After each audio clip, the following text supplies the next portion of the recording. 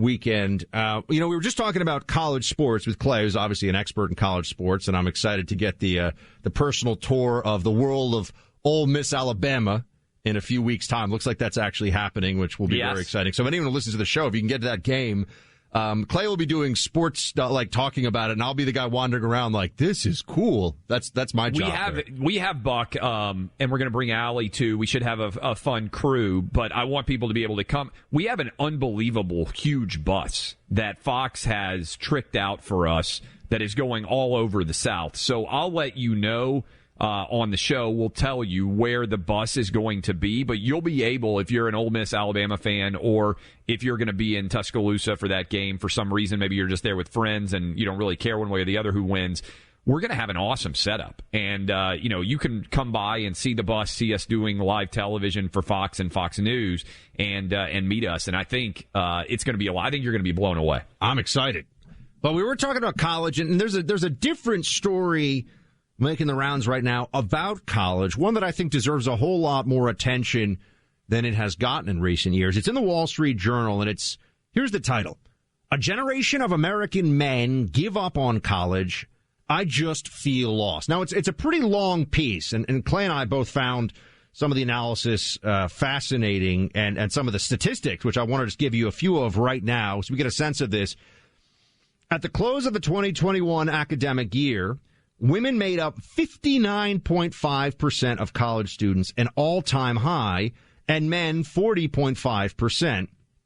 And that 1.5 million fewer college students have recently now are enrolled versus 5 years ago. 71% of that decline are men. The college gender gap cuts across race, geography, and economic background. For the most part, white men, once the predominant group on college campuses, no longer hold a statistical edge in enrollment rates. And in fact, enrollment rates for poor and working class white men are lower than those of young Black, Latino, and Asian men from the same economic background. This is according to Wall Street Journal analysis of the Pell Institute, which does Pell Grants. Clay, there's so much here. I mean, we can just start with this, though. It's fascinating that for so many people in higher education, that 60%, I mean, obviously, men, women, you'd want this to be 50-50, we would think, right? We'd want, because that's roughly what the population is.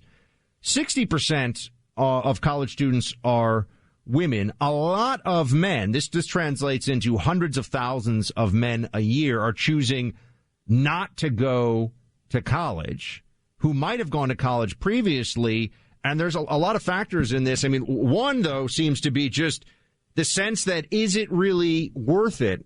And are you going to get the resources and encouragement as particularly a working class white male in America today? You know, no one's going to give a big speech about working class white males enrolling in college in larger numbers. They will about other demographics and other groups. What's going on here as you see it? Man, I think this is a big seismic shift in American culture that's going on. So let me start here. Buck, you and I were at the forefront of this when we were in college. And I remember when I was in law school, my law school class had more women than men, which was unheard of. And I remember when we would go for on-campus interviews, the men would overwhelmingly be interviewing us because they tended to have been lawyers who had been lawyers for a long time. And I remember them saying, well, we're trying to get more, female lawyers into the firms. And I remember thinking to myself, well, wait a minute. Like, if you use Vanderbilt Law School, where I was going, as a proxy, there are going to be more female law graduates than there are men in short order. And we basically have reached that level. And now, I mean, when you think about 60% effectively of all college students being women, I think, to me, the first thing that jumps out is, and this is larger scale, I think this implicates elementary school, and I know there's probably a lot of parents out there who will feel like this as well. I think schools do a worse job of educating boys than they do girls. And some people are going to say, oh, my God, what are you talking about? But I think that we have feminized the education dynamic to such an extent that the way that we teach is more designed towards women than it is towards men and towards girls than it is towards boys.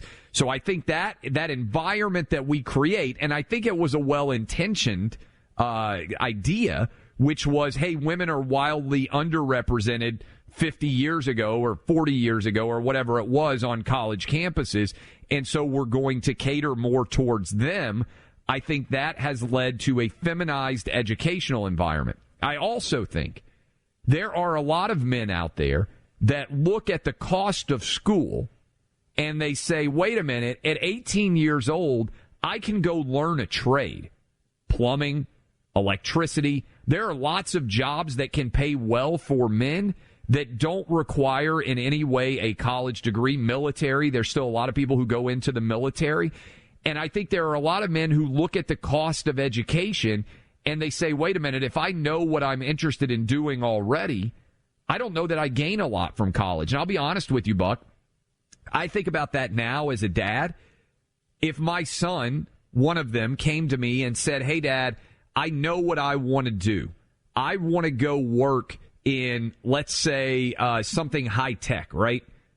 I don't know that they gain that much from going and getting a degree. So there are clearly incentive changes, or people are feeling like the non-dischargeable, because if you're going to make $30,000 or $40,000 a year in a full-time job, let's say something like that, and you're going to take on $30,000 of debt, which is pretty standard for a lot of schools. $20,000 to $30,000 is, some people it's $100,000, but $20,000 to $30,000 is a pretty average debt load for a lot of 4-year programs.